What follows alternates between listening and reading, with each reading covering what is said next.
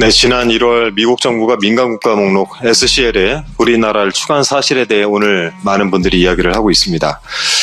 지난 15일 외교부가 이 사실을 공식적으로 확인을 했고 미국 현지 시간 14일 미국 에너지부 또한 대변인을 통해서 사실임을 밝힌 바가 있습니다.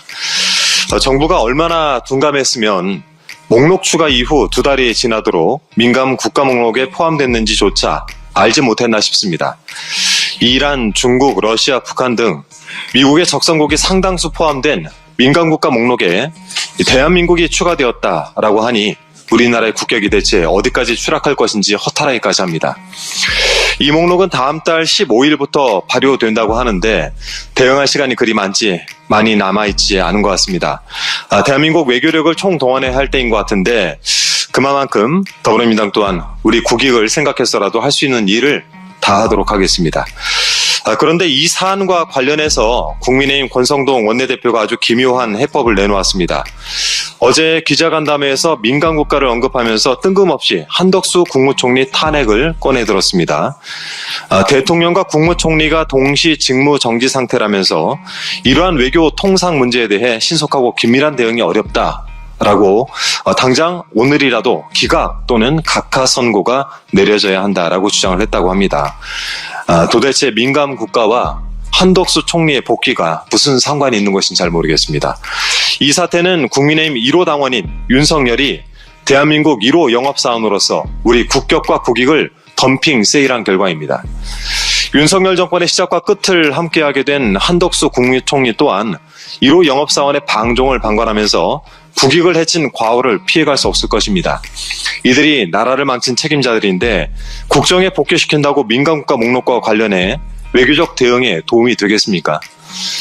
더욱이 우리나라가 민간국가 목록에 포함된 것은 윤석열과 국민의힘의 핵무장론 탓이란 분석도 있습니다. 이들의 핵타령은 기사 검색만 해도 수두룩하게 쏟아집니다. 2023년 4월 28일 내란숙의 윤석열은 미국 보스턴에서 미국 국민을 상대로 대한민국은 마음을 먹으면 1년 이내에 핵무장할 수 있는 기술 기반을 가지고 있다라고 말했습니다. 이 시기에 핵무장 주장을 편 것은 오세훈 서울시장, 정진석 당시 국민의힘 비대위원장 등 한두 명이 아니었습니다. 이러한 기조는 최근까지도 이어졌습니다. 이번 달 2일 나경원 의원은 SNS에 핵무장은 군사적 선택이 아니라 국가 생존의 문제라고 썼고 한동훈 전 국민의힘 대표는 지난 6일 핵무장을 언제든지 할 수 있는 준비가 필요하다라고 발언을 했습니다. 심지어 임종덕 의원은 이번 주 목요일 핵대응 전략 세미나를 연다고 하는데 이 세미나에서 핵무장 천만인 국민서명운동 추진 토의를 병행한다고 합니다. 자, 이 정도면 핵무장이 국민의힘 당론이나 마찬가지인 것 같은데 이런 입장부터 당장 철회하겠다고 공식적으로 밝히고 국민께 사죄하는 것이 맞지 않겠습니까?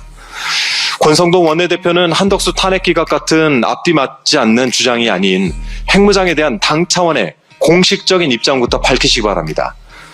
이번 민간국가 사태는 대한민국에서 가장 위험한 사람이 내란숙의 윤석열이라는 사실을 정확히 증명하는 하나의 증거가 되었습니다. 핵무장을 수차례 주장한 한반도 최대 리스크 윤석열은 급기야 철저히 기획된 비상계엄으로 친위 구테타를 일으켜서 부동시 군 미필 전쟁광이 되었습니다. 내란숙의 윤석열을 파면하는 것만이 이 모든 위험을 제거해서 모든 것이 제자리를 찾아가는 대한민국의 아름다운 풍경을 가져오는 길일 것입니다. 8년 전 대통령 박근혜에 대한 탄핵 선고에서 헌법재판소는 이렇게 판결했습니다.